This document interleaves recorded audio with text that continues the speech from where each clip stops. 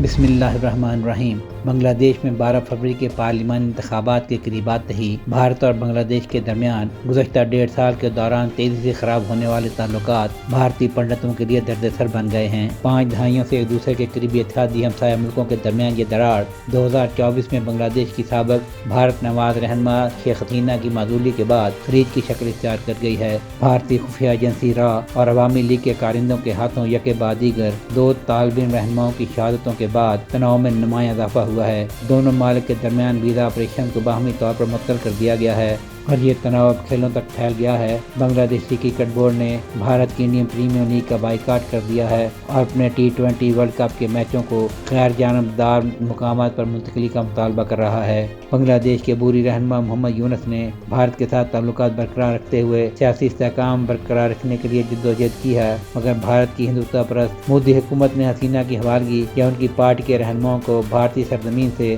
بنگلہ دیشی سیاست میں مداخلت سے روکنے کی درخواستوں سے انکار کر دیا ہے، جبکہ دونوں فریقوں نے ایک دوسرے پر سیاسی موقع پرستی اور غلط معلومات کی مہم کا الزام لگایا ہے۔ بھارت میں مذہبی اقلیتوں پر حملے انتخابی سیاست میں خاص طور پر مغربی بنگال اور آسام میں ایک فلیش پوائنٹ بن گئے ہیں۔ اس مرتبہ بنگلہ دیش کے پارلیمانی انتخابات میں بظاہر 2 سابقہ حلیفوں محمد خالدہ ضیاء کی بنگلہ دیش نیشنل پارٹی BNP اور جماعت اسلامی کے درمیان مقابلہ متوقع ہے، کیونکہ ملک میں پہلی مرتبہ جماعت اسلامی اور اس کی ایسی دیگر دامت پسند دینی جماعتوں کو عروج ملا ہے۔ تاہم 300 پارلیمانی نشستوں پر ہونے والے انتخابات میں کامیابی کے لیے درکار 151 نشستوں کی دوڑ میں BNP اپنے مدمقابل جماعتوں سے آگے ہے۔ عوامی لیگ کے بنگلہ دیش کی سیاست سے آؤٹ ہونے کے بعد ہندوستان بنگلہ دیش کے آنے والے انتخابات میں متوقع طور پر مضبوط کارکردگی کا مظاہرہ کرنے والی جماعتوں کے ساتھ تعلقات استوار کرنے کے طریقے تلاش کر رہا ہے، جن میں بنگلہ دیش نیشنلسٹ پارٹی BNP سر فہرست ہے۔ یہی وجہ ہے کہ تعلقات کی مخدوش حالت کے باوجود خالدہ ضیاء کی وفات پر مرحومہ کے صاحبزادے